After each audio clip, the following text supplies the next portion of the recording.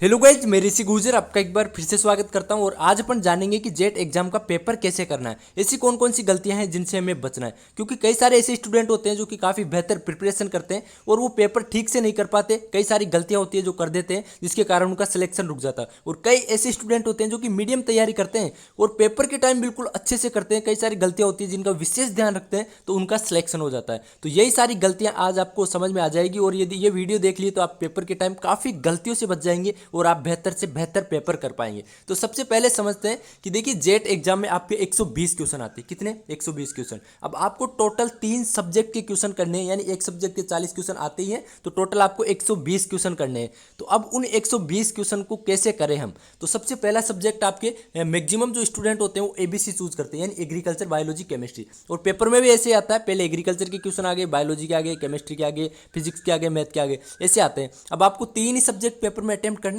तो जैसे कि आपने पेपर ओपन किया, सबसे पहले तो आपको पेपर को अच्छे से देख लेना है, ओएमआर को अच्छे से देख लेना है, और कि कहीं से पेपर ओएमआर कहीं डैमेज तो नहीं है। यदि ऐसा कुछ है तो जो एग्जामिनर है उनको तुरंत बता दीजिएगा।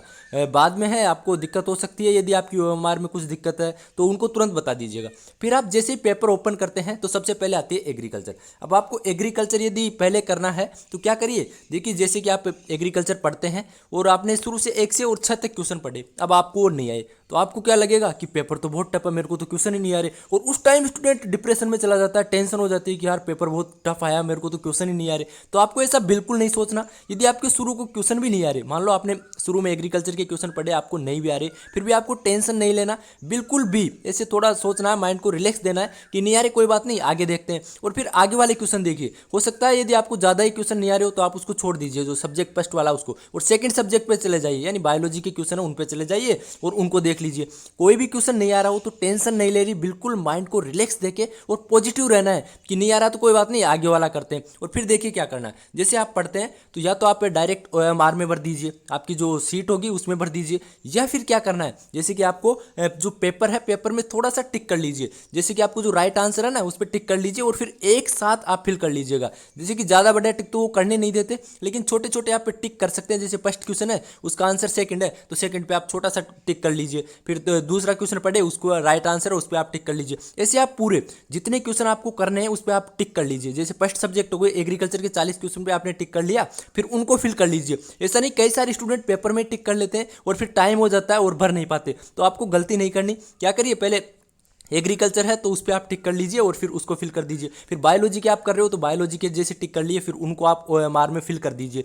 केमिस्ट्री है उसको फिल कर दीजिए। कई स्टूडेंट गलती करते हैं कि जो ओएमआर सीट होती है उस पर है एग्रीकल्चर के बायोलॉजी में भर देते हैं और बायोलॉजी के केमिस्ट्री में भर देते हैं। तो ये गलती नहीं करनी। और इसके अलावा आपको क्या करना है, 2 गोले फिल नहीं करने। कई स्टूडेंट जैसे फर्स्ट आंसर आएगा, फर्स्ट की जगह सेकेंड फिल कर देते हैं। तो ऐसी गलतियां हैं जिनसे आपको बचना है और ये गलतियां हो जाती है। बिल्कुल आपको एक्टिव मोड में रहना है, बिल्कुल एक्टिव मोड में, क्योंकि एक भी क्वेश्चन यदि आपने गलत किया तो आपका सिलेक्शन रोक सकता है और आपका सिलेक्शन करवा सकता है यदि एक भी क्वेश्चन आप राइट करवा देते हो तो प्रत्येक क्वेश्चन का आपकी इंपॉर्टेंट समझनी है कि प्रत्येक क्वेश्चन मेरे लिए इंपॉर्टेंट है और उसी के अकॉर्डिंग आपको है पेपर अटेम्प्ट करना है। अब देखिए, नेगेटिव है इसमें 1/4 की, यानी आप एक क्वेश्चन सही करते हो तो आपको 4 नंबर मिल जाएंगे और एक क्वेश्चन गलत करते हो तो 1 नंबर आपका काट लिया जाएगा। तो आपको जितने क्वेश्चन आते हैं उतने ही करने हैं। नेगेटिव का आपको बिल्कुल भी रिस्क नहीं लेना। यदि आपने अच्छे से प्रिपरेशन करी है तो आपको नेगेटिव का रिस्क नहीं लेना। बाकी कई सारे स्टूडेंट ऐसे भी होते हैं जो कि अच्छे से प्रिपरेशन नहीं करे, वो तो केवल ये देखने के लिए जा रहे हैं कि देख लेते हैं कैसा क्या पेपर आता है, सेकंड बार ट्राई करेंगे। तो ऐसे स्टूडेंट तो फिर उनको तो आएगा ही नहीं जब प्रिपरेशन ही नहीं करे। तो वो तो रिस्क लेंगे, वो तो कर सकते हैं, हालांकि जब प्रिपरेशन ही नहीं करे तो फिर कैसे करेंगे, उनको तो करना ही पड़ेगा।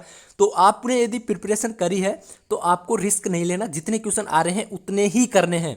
नेगेटिव का रिस्क बिल्कुल भी नहीं लेना, नेगेटिव आपको पीछे ले जाएगा। अब आप सोचेंगे कि मेरे को 80 क्वेश्चन आ रहे हैं और मैं 20 क्वेश्चन और कर देता हूं, मान लो 100 हो जाएंगे, मैं 20 पे रिस्क ले लेता हूं, तो हो सकता है आप उनके चक्रों में पीछे आ जाओ। इस बात का आपको ध्यान रखना है नेगेटिव का, कि नेगेटिव बिल्कुल नहीं करनी। जितने क्वेश्चन आते हैं उतने ही क्वेश्चन आपको करने। इसके अलावा पेपर में आपको किसी भी क्वेश्चन में डाउट कन्फ्यूजन लगे, मान लो कि आप पढ़ रहे हो और जो हिंदी में कुछ अलग दे रखा है, तो आपको क्या करना है, इंग्लिश पढ़ लेनी है उसको। जो इंग्लिश में दे रखा है उसको आपको मान के और कर लेना है। देखिए, कोई भी क्वेश्चन नहीं आए तो उसकी आपको इंग्लिश और हिंदी दोनों पढ़नी है। कई सारे क्वेश्चन ऐसे होते हैं जो कि हमको इंग्लिश में पढ़ते आ जाते हैं और हिंदी में जब हम पढ़ते हैं तो वो हमको समझ में नहीं आते। तो आपको इंग्लिश और हिंदी, जो क्वेश्चन नहीं आए उसकी इंग्लिश और हिंदी दोनों पढ़नी है। उसके जो ऑप्शन दे रखे हैं वो भी हिंदी और इंग्लिश दोनों पढ़ के ही आपको करना है और बिल्कुल कॉन्फिडेंस में रहना है। ऐसा नहीं है कि आपको बिल्कुल और कॉन्फिडेंस भी नहीं होना और लूज कॉन्फिडेंस में भी नहीं रहना। कॉन्फिडेंस में रहना है कि हाँ मैंने प्रिपरेशन करी है और अब मैं मेरा बेहतर से बेहतर दूंगा। बाकी जो भी होगा वो गॉड के ऊपर छोड़ दीजिए, ज़्यादा टेंशन मत लीजिए कि अब मेरे अंडर में कुछ नहीं है, बस यही है कि मैं तो अच्छे से पेपर दूंगा। बाकी सिलेक्शन होना या नहीं होना वो बात की बात है। आप अपना 100% दीजिए, पूरी आपकी जो पेशेंस बना के, धैर्य बना के आपको पेपर करना है। कई सारी गलतियां हैं जिन इन गलतियों से आपको बचना है। आराम से बिल्कुल ठंडे माइंड से आपको पेपर देना है। और कई सारे स्टूडेंट होते हैं जो कि पहले आप कर देते हो, लगभग आपको आ गए 80 क्वेश्चन आ गए, 90 क्वेश्चन आ गए, फिर आप आसपास देखते हो कि हाँ यार इसने तो पूरे ही कर दिए, इसकी तो पूरी ओएमआर शीट फिल हो रही है, और फिर लास्ट का जो टाइम बचता है उसमें आप भी पूरी फिल कर देते हो, देखे भी नहीं और आपने पड़ोसी की देख के और पूरा फिल कर दिया कि उसने तो इतना पूरा 100 कर रखे हैं, 120 कर रखे हैं और मैंने तो 70 ही किए हैं, 80 किए हैं। ऐसी गलती बिल्कुल भी नहीं करनी। आपको अपने ऊपर विश्वास रखना है कि मैं बेस्ट हूं वहां पे, और किसी से कोई मतलब नहीं है आगे पीछे वाला पड़ोसी क्या कर रहा है उनसे कोई मतलब नहीं है। खुद पर विश्वास रखना है कि जो मैंने प्रिपरेशन करी है मेरी प्रिपरेशन बेहतर है, और खुद पे आत्मविश्वास रख के ही आपको पेपर करना है। दूसरे से क्या मतलब वो कितने ही क्वेश्चन करे, कम करे, ज़्यादा करे, आपको खुद का ध्यान रखना है और उसी के अकॉर्डिंग आपको पेपर करना है, ये ध्यान रखिएगा। और ओएमआर सीट है वो टाइम से भरते रहिएगा। ऐसा नहीं है कि आप पूरे उसी में टिक करते रह जाओ और टाइम हो जाए। अच्छे से बिल्कुल सोच समझ के एक एक क्वेश्चन की वैल्यू समझते हुए आपको है अपना पेपर देना है। बाकी आपका पेपर अच्छा होगा, बिल्कुल टेंशन मत लीजिएगा। तो आपको समझ में आ गई होगी सारी बातें। फर्स्ट थिंग कि आपको देखिए नेगेटिव का ध्यान रखना है। सेकंड थिंग आपको क्वेश्चन जो पेपर होगा उसको इंग्लिश और हिंदी दोनों में पढ़ के और फिर आपको ओएमआर फिल करनी है। ओएमआर फिल करते समय विशेष बातों का ध्यान रखना है। इसके संबंध में हमने पहले भी आपको बताया था कि कौन कौन सी गलतियां हैं जो नहीं करनी। इसके अलावा आपका सेंटर कहीं दूर है तो आप है एक दिन पहले ही चला जाइएगा और आराम से पूरी नाइट अच्छे से रिलैक्स करिएगा, अच्छे से सोइएगा। ऐसा नहीं, कई सारे स्टूडेंट है रात को सोते ही नहीं है कि कल पेपर है, आज नहीं सोएंगे तो क्या हो जाएगा। आपको पेपर के ऊपर आपका बहुत इफेक्ट पड़ेगा यदि आप नाइट को नहीं सोएंगे। तो आप अच्छे से सो के जाइएगा और आराम से पेपर दीजिएगा, आपका सिलेक्शन हो जाएगा यदि आपने ईमानदारी से मेहनत करी है। तो ऐसी कोई बात नहीं है। तो आप अच्छे से सो के रिलैक्स होकर एक दिन पहले चले जाइएगा और टाइम से आप पहुंच जाइएगा। जो आपके एडमिट कार्ड है उस पर जो बातें बता रखी है उन बातों का ध्यान रखिएगा। जो ड्रेस कोड बता रखा है वो सब कुछ आप उनको पढ़ लीजिएगा, बिल्कुल दे रखा है, और उनको आप फॉलो करते हुए आपको टाइम से पहुंच जाना है। कहीं आप ऐसा नहीं हो कि लेट नहीं हो जाए।